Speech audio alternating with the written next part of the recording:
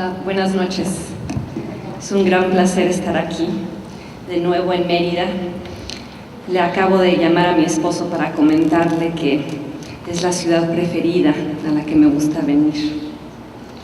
Quisiera empezar esta noche con una cita de una novela de Héctor Aguilar Camín que se llama La conspiración de la fortuna. La cita dice así: habrá que volverse un país extranjero, porque lo más autóctono que hay en este país es la jodidez, la pobreza. Odio este país jodido y atrasado. Lo quiero suprimir, quiero volverlo otro. Quiero hacerlo un país poderoso, un país próspero. En eso seré traidor a la patria. Quiero que nuestro país sea un país extranjero, otro país. Difícil hablar de México en el 2011, poco tiempo después de haber celebrado su bicentenario. País partido en un montón de pedazos, preguntándose quién es, de dónde viene, hacia dónde se dirige. País que alberga a quienes compran en Saks Fifth Avenue e ignora a quienes piden limosna en el camellón a unos metros de ahí.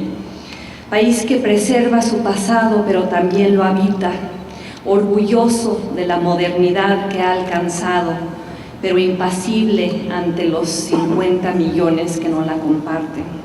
Paraje peleado consigo mismo, impulsado por los sueños del futuro y perseguido por los lastres del pasado. El México nuestro, de rascacielos y chozas, BMWs y burros, internet y analfabetismo, murales y marginados, plataformas petroleras y ejidos disecados, riqueza descomunal y pobreza desgarradora, país sublime y desolador. En México el pasado está en todas partes, omnipresente, abundante, tangible, ese pasado al que México se aferra porque piensa que le provee de identidad. La seguridad de lo que fuimos, dicen, ofrece certezas sobre lo que somos.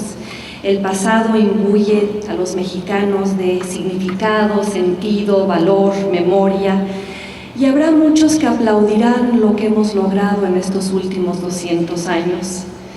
El aumento de la población, la urbanización, la erradicación de la viruela, el descenso del analfabetismo, el ingreso per cápita de casi $8,000. Logros sin duda, pero demasiado pequeños ante el tamaño de los retos que el país enfrenta.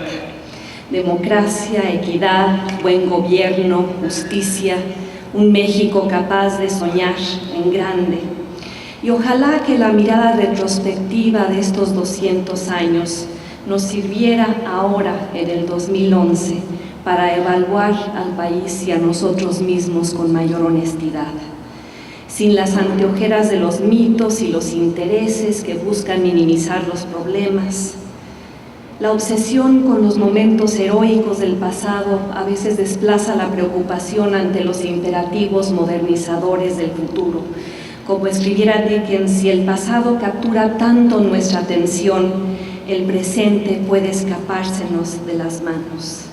Y la reverencia al pasado que tantos mexicanos despliegan ahora en el Bicentenario, paradójicamente contribuye a inhibir el cambio, a embargar el progreso, a coartar la creatividad, convierte a los hombres y a las mujeres del país en espectadores, postrados por la devoción deferencial a una historia que necesitaremos trascender si es que queremos avanzar.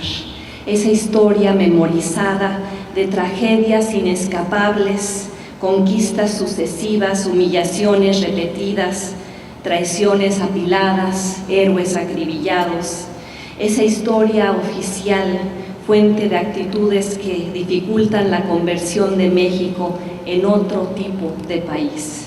Actitudes fatalistas, resignadas, conformistas, profundamente enraizadas en la conciencia nacional.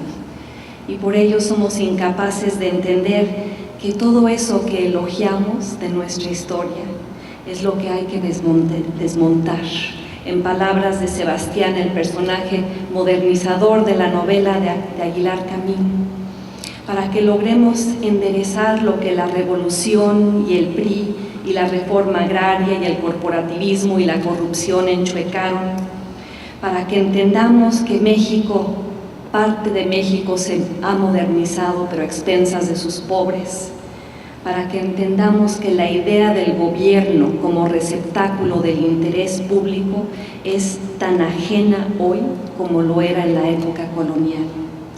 Que las familias poderosas buscan proteger sus feudos tal y como lo han hecho desde la independencia, que la línea divisoria entre bienes públicos e intereses privados es tan borrosa como después de la Revolución, que el ejido proveyó de dignidad a los campesinos, pero no una ruta para que escaparan de la pobreza, que el PRI creó instituciones, pero también pervirtió sus objetivos, y que los políticos hábiles, fríos, camaleónicos cruzan de una pandilla a otra como lo han hecho durante décadas, que la república mafiosa continúa construyendo complicidades con licencias y contratos y concesiones, y que la vasta mayoría de los mexicanos no pueden influenciar el destino nacional, hoy como ayer, que la falta de un gobierno competente está en el corazón de nuestra historia, y que México sí ha cambiado en 200 años, pero no lo suficiente. Y tan es así que contemplemos al hombre que es el puntero en la contienda presidencial por venir. El copete acicalado, la sonrisa diamantina, la esposa famosa, la publicidad omnipresente, la pantalla alquilada, la alianza de los guapos y los corruptos. Los componentes centrales de un modelo de competencia política que el PRI construyó en el Estado de México y ahora se dedica a exportar a otros sitios, incluyendo este. Los ingredientes fundamentales de una estrategia que el PRI despliega, una ecuación cuidada, perfectamente planeada, cara bonita, más dinero, más televisoras, más publicidad, más PRI dinosaurico, igual a triunfo electoral. Una fórmula exitosamente concebida en el Estado de México y ahora exportada. Una fórmula patentada por los artífices de la experiencia probada. El modelo Bombón, el modelo Golden Boy, el modelo Peña Nieto. Con resultados a la vista y confirmados en elección tras elección.